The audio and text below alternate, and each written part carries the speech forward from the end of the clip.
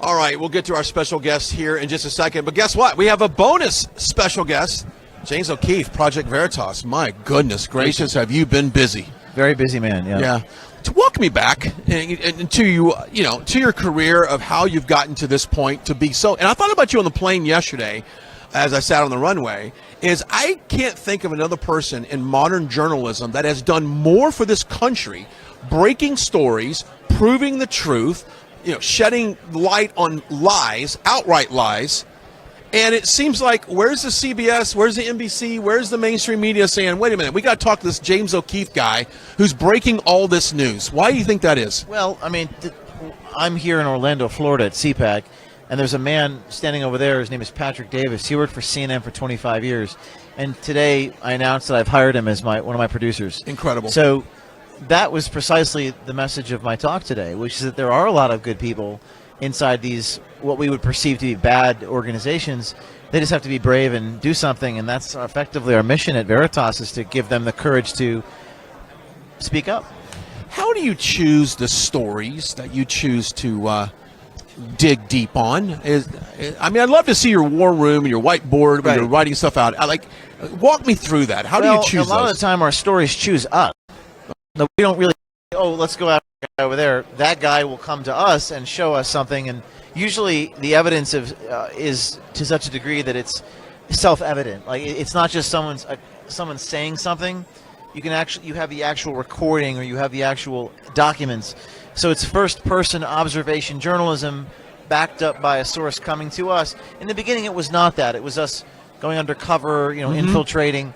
But the problem with that technique is that you often you could do it 100 times, you might fail 99 times. A lot of dead ends in journalism. So now the whistleblowers choose the stories for us. Now, when they reach out to you, are they pretty reluctant? Are they pretty secretive? Like, hey, I used to work for X. Sometimes. Are they pretty bold, and maybe they're pissed off? Well, I think when they send that email, they've already crossed that point of departure, the point of no return. When they make that outreach to you, when they send you that evidence inside their own organization, and that's the beautiful thing about it. Like, Veritas is Latin word for truth. Our mission is not necessarily a political one. It's one of exposure. Yeah, I like that. And that's how we're defined. It's you're showing people the way the world actually is, and there is only one way that things are. It's just reality. Yeah. James O'Keefe joining us live here at CPAC 2022. Okay, walk me through the history of some of your biggest stories. What are the ones that really stood out to you? Maybe personally it meant a lot to you to uncover. I think there were three moments in the last year. Most recently, the DARPA story where Anthony Fauci mentioned me by name in front of the Senate. That was pretty cool, where he backed up our reporting. The second moment, when I was raided by the feds in November, the feds came to my house. Let's talk about that for a second. Walk me through that. What did that look like? Well, 10 agents showed up to my door with a battering ram. These are FBI agents. They had a search warrant signed by a magistrate judge, and they were, long story short, it was because of the Ashley Biden diary that a source had sent to us. We did not participate in the collection of the document, but someone sent it to us, and we didn't publish it.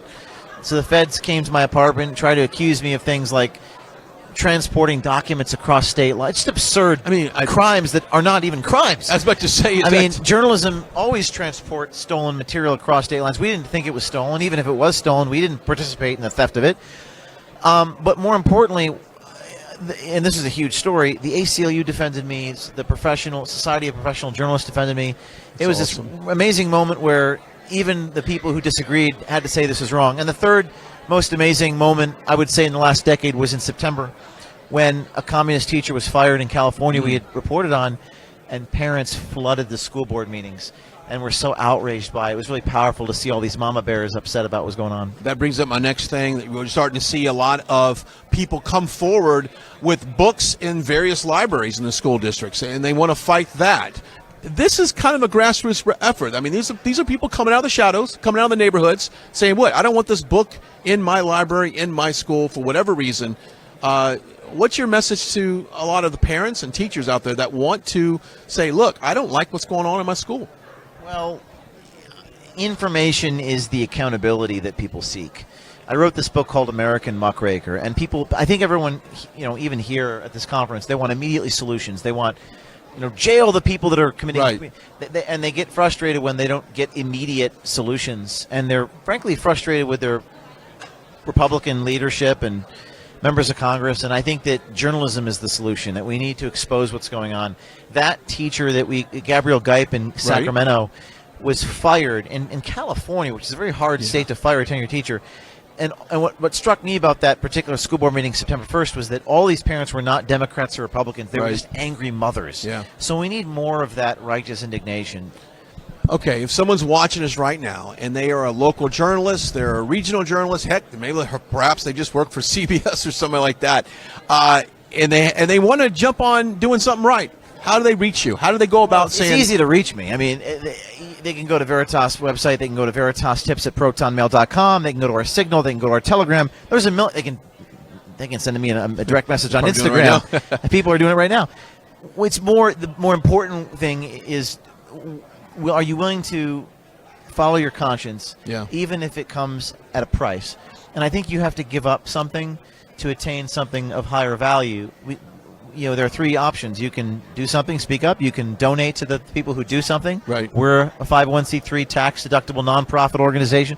Or you can do nothing.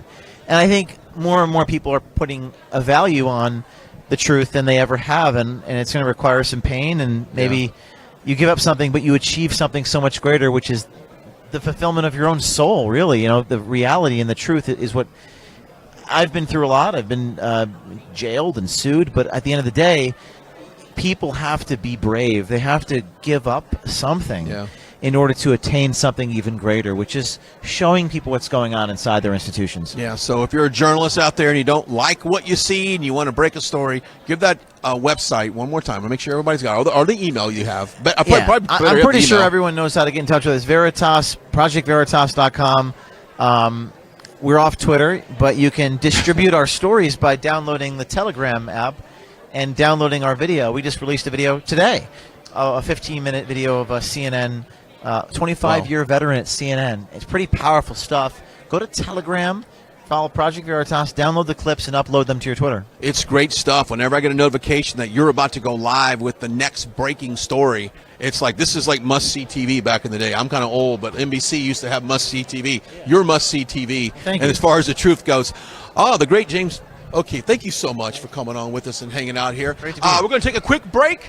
Listen to this message and come back with another special guest. We're live here at CPAC 2022.